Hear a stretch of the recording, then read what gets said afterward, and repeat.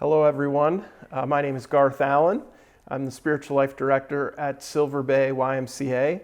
We're located here along the shores of Lake George in the Adirondack Park, and I'm grateful to welcome you to this message today. We're coming from the Inn, the historic Inn on our campus, and that's where we're coming to you from. I'd like to thank Kyle, Rob, the entire staff of the New York Alliance of YMCAs for their willingness to support us as we give these self-care talks for YMCA professionals. My colleague and friend Bruce Tamlin has been giving some of the talks. He's our chaplain, and myself, and we've been glad to share these with you. Today, the message I'd like to bring to you is about enhancing work-life balance. Because as YMCA professionals, we're seeking to live healthy lives, but in the midst of this COVID-19 pandemic, as it continues to drag on, it can be challenging to balance our work with our home life. And so I think that would be beneficial for us to discuss. Before we dive into the topic, I just want to review a few things to sort of set the groundwork for who I am and who we are as we do this talk. And so first, the YMCA, where we work, is an amazing movement, an amazing organization. It's both diverse and inclusive. We seek to welcome everyone. And so it doesn't matter who you are, where you've come from, what your background is, religious, ethnic, sexual orientation, any of that. We welcome everyone. And so we want you to feel comfortable here. At the YMCA, we want everyone to be with us. We don't want to exclude anyone. No one gets left out and no one gets left behind. So that's the first thing. That's who we are in the YMCA. Secondly, the YMCA has its origins in the Protestant Christian movement, and that's what the C stands for, is Christian. And so that is part of who we are. It's where we have come from. And I personally want to acknowledge that because my academic training and my calling has been in pastoral ministry and the history of the Christian tradition. And so I think it's important that you know that I come from a place where I affirm the historic Christian faith. And as such, I'll be using the scriptures and some stories from the Bible and Christian theology to sort of as the basis or foundation for my talk. Now, whether you adhere to the Christian faith or not, I think is immaterial for this talk. I think we can all agree that Christianity has been influential in Western civilization. The Bible has been a book that has been read by millions of people throughout history. And so hopefully, whether you affirm these or not, you can recognize that there's some value and that perhaps you can take something for your own life from what I would have to say today, whether or not you particularly affirm the Christian faith.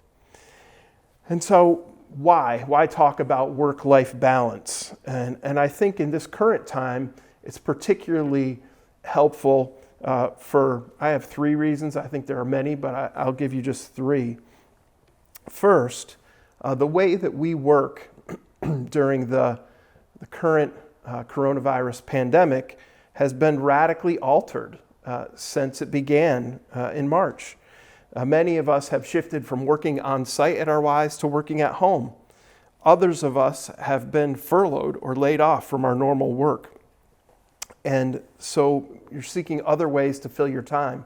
Maybe you're looking for new work, or maybe your work was primarily with people, and now because of social distancing rules, you're not able to work with people that closely. For a number of reasons, I could go on, but each of you know that work has changed so much since the pandemic started, and so the way that we handle our balance between work and life needs to be addressed. Secondly, our lives tend to get out of balance because in today's day and age, particularly in American culture, we occupy so many different roles, right? We're all YMCA professionals. That's our work role. But we also occupy these different roles. We may be a spouse. We may be a parent. We're all children. We may be caregivers or drivers or shoppers or cooks. Just the roles go on and on. And so with so many roles and so many different function and demands on our time, it becomes quite easy to get stuck in our work role because we're comfortable there. it's predictable, and then we can neglect these other important yet necessary roles that help us to be a whole and complete, healthy person.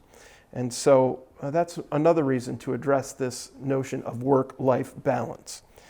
Number 3, we often get out of balance because the messages that our culture gives us, we've internalized those, and they're not always healthy. One that particularly message that I think our culture teaches us has been about hard work, right? And here's a phrase that I've heard. You may have heard some phrase like this. It says, it's better to burn out from working too hard than it is to rust out from inactivity. So there's this notion that it's okay to work to the bitter end as long as I'm doing something that's valuable rather than just sitting on the sidelines passively doing nothing. So there are several problems with this. First, this idea of burning out rather than rusting out is sort of an image of a machine or some sort of technical thing that burns out or breaks. And we're not machines. We're human beings. And so we shouldn't put our lives in that sort of picture where we're thinking in terms of we work like an engine or a machine. So those that embrace this picture of us working to rusting out or to burning out is problematic. So we can either, if we're seeking to just work and eventually burn out, we can burn ourselves out, and that's detrimental, right, to our physical, emotional, mental health. The others who say, well, I'd rather just sit passively by and not necessarily work too hard, you may fail to reach your potential because you are approaching it in a lackadaisical manner. So we need to find this sweet spot, this balance between working in healthy ways and finding other ways to restore balance to our lives. So before I give you these sort of 7 ways of balancing your work and life, I just want to give you a couple of instances from Scripture to sort of set the groundwork. The first one, I won't read the whole passage, I'll just sort of tell the story. And then the second one, I'll read just a couple verses to you. So the first story comes from Exodus chapter 18, and it's this interaction between Moses, who's leading the people of Israel, and his father-in-law Jethro. Now Moses has, at this point in the story, led the people of Israel out of slavery in Egypt, and he's bringing them towards the land that God has promised to them. Now this was a large group, probably numbering in the thousands or tens of thousands of people. Then Jethro comes along, bringing Moses' wife and Moses' children, uniting them together again after Moses was away from them. And he has this interaction. He sees Moses, and Moses stands before the people, the Scripture says, judging them from morning till night. And the phrase judging means that Moses was settling disputes among parties. He may have been it may have been like a courtroom where he hears the case and decides what the punishment is or what the fine is. But so he's doing this all day long. As long as the sun is in the sky, Moses is settling disputes among the people. As Jethro sees this, he takes Moses aside and he says, Moses, what you are doing is not good. You'll wear yourself out, for this job is too heavy for you. You're not able to do it alone. So basically he was suggesting that Moses delegate some of his duties to others. He, instead of doing it all himself, he should designate others to help him with these difficult decisions. So Moses took that advice. He actually gave others the simpler tasks. He designated them to do those, and he took the hardest and most critical tasks as the leader of the people. And he kept the peace. So Moses took Jethro's advice, was able to keep the peace, and continue to lead the people. It's interesting that this story is thousands of years old, and it's speaking to the dangers of burnout, the dangers of trying to do everything on your own. Now, the second story is from the Gospels, where Jesus is talking to his apostles. And this is in the Gospel of Mark, chapter 6. It says, "The apostles returned to Jesus and told him all that they had done and taught. And Jesus said to them, 'Come away by yourselves to a desolate place and rest a while.' For many were coming and going, and they had no leisure even to eat. And they went away in a boat to a desolate place by themselves." And so this picture of the apostles going away and working, teaching, and coming back, but not having any room for even rest or taking in food. So this story illustrates for us, by Jesus calling them away, the need to take care of ourselves in a holistic way. We need to get rest and nutrition as well as work. Jesus recognized the need for balance between our work and our life. And so now I'd like to use sort of those stories as a basis, along with, there's a book by Dr. Headley, who was one of my seminary professors, that I've used to sort of get some of these principles from. I will post the book in this video so you have it for your records. But so here are 7 ways to enhance work-life balance as YMCA professionals who are seeking to live healthy lives during the COVID-19 pandemic as it continues to drag on. So 7 ways to enhance work-life balance. Number 1, value being over doing. Value being over doing. So often our work is about doing what we do. Our results are visible, tangible. Our outcomes are noticeable to others. And so we may overemphasize the importance of what we do. If you've ever been at a party or a get-together with people, when you meet someone, you may say, "What's your name and what do you do?" We're so focused on what we do, but I want us to suggest instead that we emphasize our being. Who we are is more important than what we do. All right, there's a reason we are called human beings and not human doings. It's more important to be who you are, who you've been created to be. And as human beings, our worth and significance comes from just that we are human beings. We have value, we have significance because we are human beings. It's not related to what we do. Before we do a thing, we are valuable and we have worth. And so to have work-life balance, we must remember to seek continually to grow as human beings. Our work is important, we need to do it, but we also need to take time away from our work to cultivate our inner world, to cultivate our relationships. This is what it means to be cultivating our being. So number 1, value being over doing. Number 2, recognize your limitations.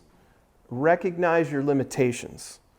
All of us are finite beings, right? We have limited time, limited strength, limited resources.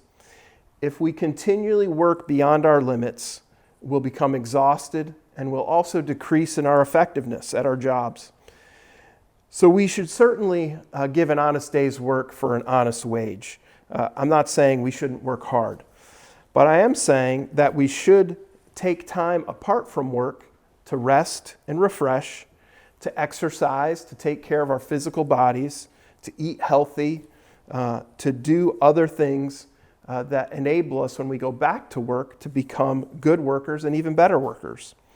So knowing your limits is essential for cultivating work-life balance. Number 3, your best is good enough. Your best is good enough. As you work, make sure you do your very best and then accept the results. All too often, we are our own harshest critics. Just because we can always do more doesn't mean we should always do more. Doing your best is enough. Don't be afraid to analyze your self-talk or to be critical of your internal monologue. I know so often my own self-talk is negative, and it's okay to question that and say, why is this way? And to retrain yourself to think differently. When you do your best, it is okay to set aside your work at the end of the day and foster balance in your personal life. Number 4, de-roll yourself regularly. De-role yourself regularly. As I said earlier, we all inhabit these different roles. Our work role is YMCA professionals, and it's important, it's valuable, but it shouldn't overshadow all of our other important roles. If you are a spouse or a significant other, you should really put energy and effort into that relationship. If you're a parent or a caregiver, you should put effort into that relationship. If you're a friend, a sibling, all these other things, those things take energy and effort. And so you should pull out of your work role and enter into these other roles. That is healthy. And so I suggest that you take time each day to sort of retract or to pull out of your work role. Set it aside. This allows room for you to care for yourself and to care for others who are important in your life. When you de-role, it communicates to others that they are important to you as a person. If you're only about your work role, that communicates to your spouse, your children, your friends, that they are not as important to you. De-rolling allows you to bring balance to your life because it recognizes the value of all these different roles that you occupy. When you give attention to all the various roles in your life, that can bring balance, and it can help you become a whole, complete, full person. Number 5, prioritize your family. Prioritize your family. Now, if I ask most of you, which comes first, your work or your family? I imagine that most of you would say, my family comes first. Then, if we were to step back and take a really hard look at how we spend our time and our energy, we might see that the opposite is in fact true. That work comes first, and in fact our work often gets the best of us, meaning the bulk of our time, the best part of our intellectual effort, and then our families and friends get the leftovers. So to ensure that your family comes first and there's balance between the work and the rest of your life, you must give your family time and your personal time a priority. You must give the people in your life your undivided attention when you are with them. If you have to schedule appointments in your personal calendar, like time with my wife or my husband, time with my kids, and then make the appointment and keep the appointment. It's one thing to tell your family they're important to you and that you love them. You should definitely do that. But if they're words without actions that back it up, they won't believe you. If you keep saying, I love you, but you spend all your time working. So you need to show those people that you care for that they're valuable by spending time with them, by listening to them, by being fully present with them at times when you're out of your work schedule. Number 6, ask someone to hold you accountable for your work-life balance. Ask someone to hold you accountable for maintaining work-life balance. Now, Jethro, Moses' father-in-law, held him accountable. And Jesus took time to hold the apostles accountable. We need someone in our lives that is close to us, that can observe our lives, to help us be accountable for how we are spending our time. If we're working too hard or too much, if we're neglecting our family and friends, this means giving that person permission to ask you the tough questions. How much time are you spending at work? How much attention are you giving your kids? These sorts of things. Someone won't do that without permission. So you need to ask someone to hold you accountable. Now think about it. If you're working, your boss or your supervisor, and they give you a project, they're probably going to check in with you to see how it's going. They may ask for updates to see how the progress is coming. This is called accountability. Your boss keeps you accountable for your work. And it works, right? Most of us, given tasks, and if we're checked in on, then we tend to complete them and do well. So we want to have the same kind of accountability from someone who cares for us in achieving this work-life balance. And number 7, practice delegating. Practice delegating. Now this can be scary because it means letting go. It means giving up control. right? If I let someone else do this, they may have different work standards than me. They may not do it the way I want. And so there's this challenge there, but we should do it anyway. It can also be scary to admit that we actually need others, that we can't do it all for ourselves, right? That's one of the messages our culture gives us, that you're an independent, strong person. You can do everything by yourself. We need others. So embrace others. Ask them to help you with your work. If we fail to delegate, we'll simply wear ourselves out. I heard this phrase: worn out workers wear out others. Worn out workers wear out others. This applies to our coworkers, our family members, and our friends. If we continue to work so hard that we wear ourselves out, we will make everyone around us miserable in the process. If we do this, we don't want to do. If we continue to overwork, our family will feel the neglect and they'll be miserable right along with us. Our friends, they'll notice that we don't have time for them. And so begin delegating to save your own sanity and the sanity of those around you.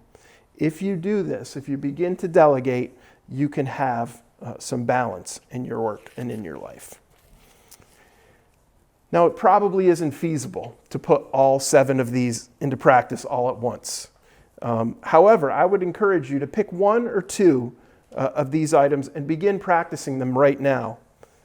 Because the coronavirus pandemic has turned our regular work routines upside down, we have a real opportunity to change the ways that we work and to change them for the better.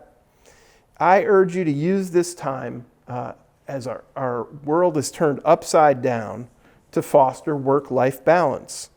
It will benefit you, it will benefit your family, your friends, and I think it'll benefit the YMCA that you serve if you have a better work-life balance.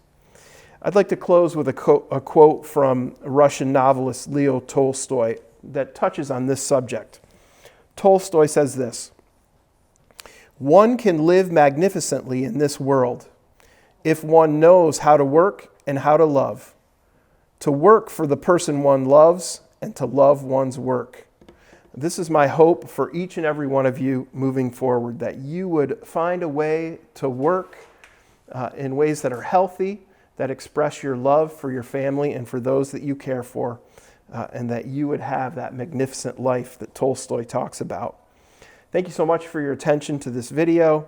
I do hope that each of you is able to take something from this to benefit your own lives as you journey through this strange and difficult time. On behalf of Silver Bay YMCA and the New York Alliance of YMCAs, we wish you and your families, your friends, your communities safety and health as we continue to work together to achieve work-life balance in this challenging time. Take care of yourselves, and God bless you all.